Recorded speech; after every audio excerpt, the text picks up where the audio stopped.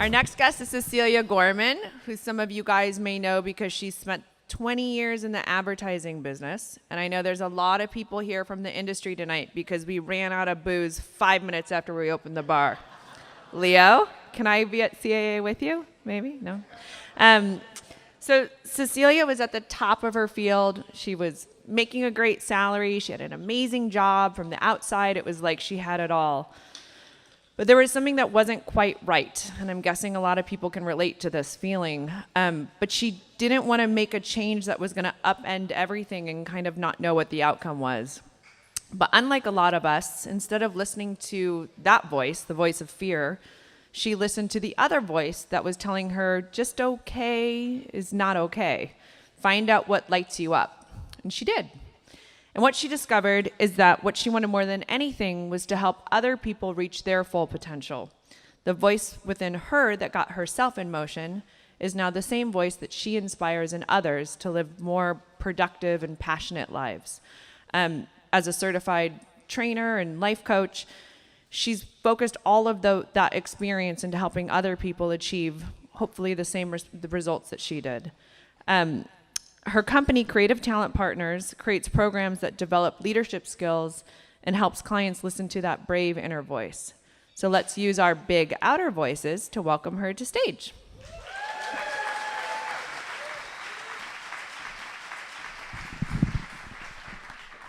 I'm going to try to get real funny real fast after that one.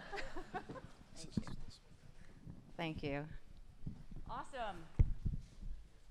I'm a walker, and I got a cord and a clicker, so you guys can put money down right now that I'm going to trip, okay? Might be a little bit amusing. All right, here we go. I'm going to suggest that what we currently believe about bravery, we think applies to superhumans, to Red Bull space jumpers and soldiers and firefighters. We believe extraordinary people are brave, and we put them up on a bravery pedestal. We don't see brave as me, or we rarely do. And what happens when we have this belief about bravery is we unconsciously create a self-limiting belief about our potential. Unconsciously, right? When we believe that they are brave and we are not, it becomes rooted in our psyche, and we act less out of bravery than we might have had we not held this belief. We take less chances, we make less bold moves, and we resign ourselves to autopilot. And therefore, we accept our lives as they happen, rather than choosing to design a life via courageous purpose. So let's contrast this belief to perhaps a more accurate truth about bravery. Here's the truth. You ready for the truth? The truth is, it's hard to have a single truth about bravery because it means so many different things. I would imagine it means something different to every single one of us here tonight because we all grew up differently. We had different parents and different friends. We were scared of different things. We took different risks, and my God, we've certainly had different failures. So with so many personal definitions about bravery, how then do we begin to define it in a way that becomes universal? Well, as you listen to me and the other great speakers up here tonight, you can begin to craft what being brave ultimately means for you, and that a universal truth about bravery really just means what's true for you. Basic biology tells us that the opportunity for bravery emerges from a struggle between the prefrontal cortex of your brain, which is where you make all your decisions, and the amygdala back here, which houses all your fear. So when you find yourself in an unexpected or dangerous situation, your amygdala shoots the signal up to your prefrontal cortex, and it interferes with your ability to think and act clearly. And we don't like that interference. In fact, we hate it. And so we ignore it, and we get stuck. Or should I say, we get comfortable, right? The state of stuck becomes your comfort zone. And the comfort zone is a dangerous place, right? It might be comfortable, but it's a bad spot because the comfort zone mentality is settling for what and where you are today. And it conditions you to remain exactly where you are. And don't kid yourself, inaction is costly. Research, I just got to make sure I'm on the right, there we go, that's a chuckle. Research has identified a psychological phenomenon whereby human beings tend toward discounting the cost of their choices, even when it's obvious that those choices aren't benefiting them. Okay, listen to that again.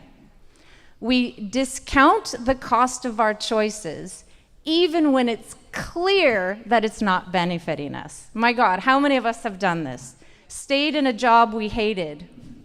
I got to raise 2 hands on that one, but I got a mic.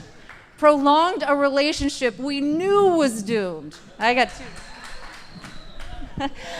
Ate and drank to unhealthy amounts, right? All of us. All of us. And why do we do this? What's the reason why? I'm going to give you my guess, and it's one single word. Fine. We say we're fine. My job's fine. My husband, oh, he's fine. My health, oh, my health is fine. We tell ourselves that everything's fine when really it's anything but. And all the while, life is taking you in a direction that's far from the one that you would truly love to live.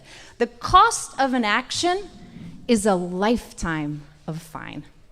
Now, I'm going to demonstrate the cost of an action. I need one more hand. I have here a $50 bill, a $50 bill. Who here might want my $50 bill? It's kind of dark.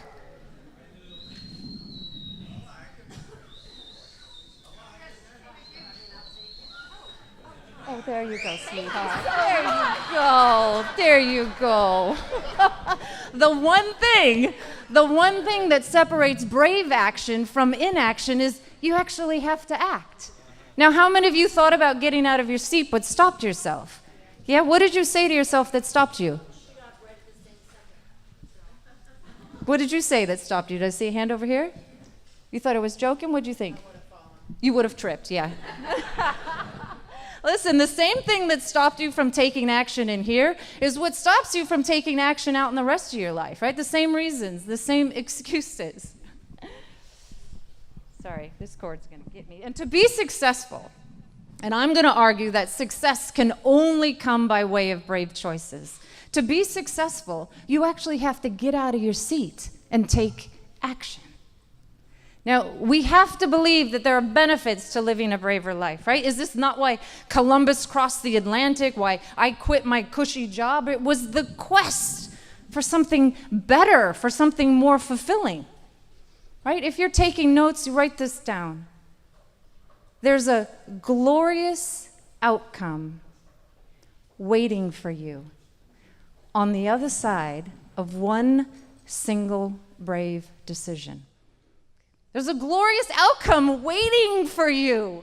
Now, it might not be instantly glorious, you gotta have faith, but the feeling on the other side of your brave decisions is glorious.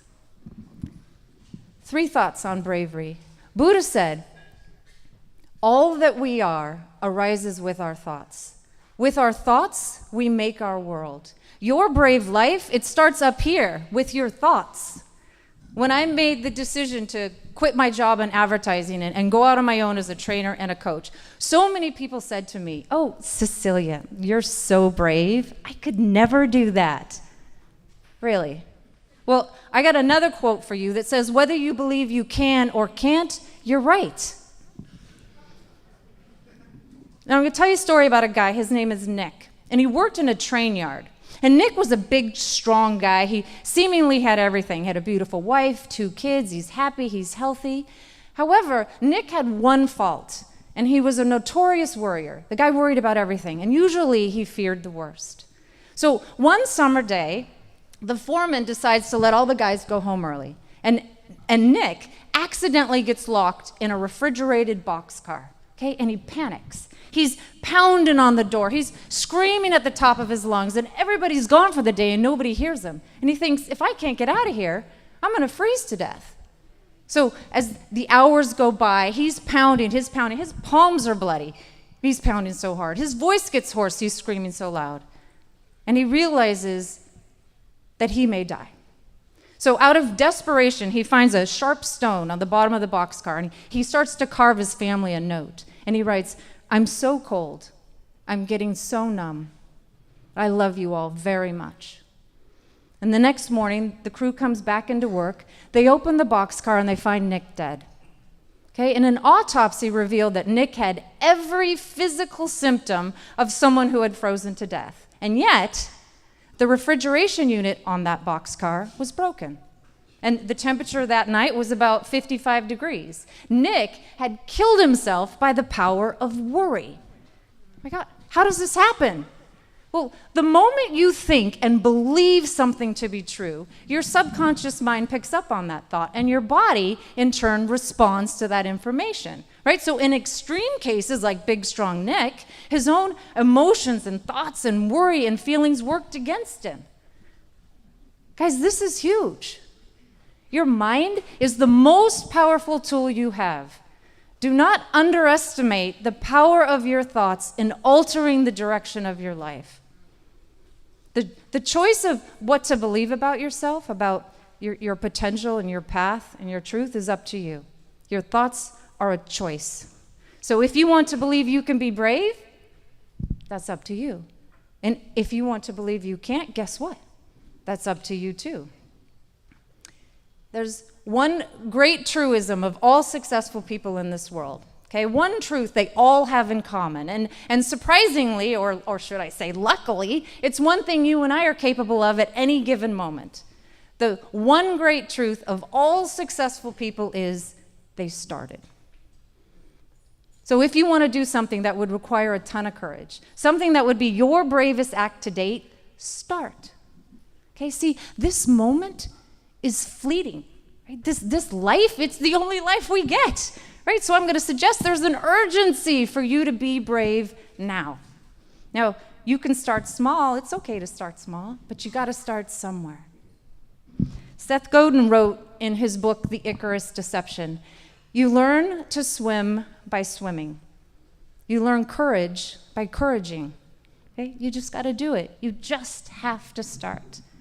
Now, stepping out of your comfort zone, that can be daunting. So it's okay to start small because what you're doing is you're building up your courage one step at a time. So if you want to speak on a stage in front of 1,000 people at a TED Talk someday, well, start by standing up in a meeting of 5 today. Right? If you want to skydive at 25,000 feet, start by jumping off the high dive at 8 feet. Find some smaller, easier, shorter, lighter version of your big brave thing and start there. I call these lowercase B braves, right? You got to get a few lowercasers under your belt to work up to that capital B brave. And friends, once brave, never the same. You can never go back to the person you were before you made brave decisions. Courage, it transforms the emotional structure of your being for the better. So every step you take becomes a building block, a brick in your courageous foundation. So this is the recipe for living brave. Think brave, start brave, build brave. And each ingredient contributes to a more courageous you. But I tell you what, if we all just get really quiet for just a minute and sit still with ourselves here for a moment, maybe you close your eyes and you think about yourself. Think about your potential and your path and your truth. And in that stillness, one thing becomes crystal clear, and it's this. You're braver than you think you are. So let us not, you and I, resign ourselves to autopilot. Let's not accept our lives as they happen. Rather, shall we, design the lives we imagined via courageous purpose. Thank you very much.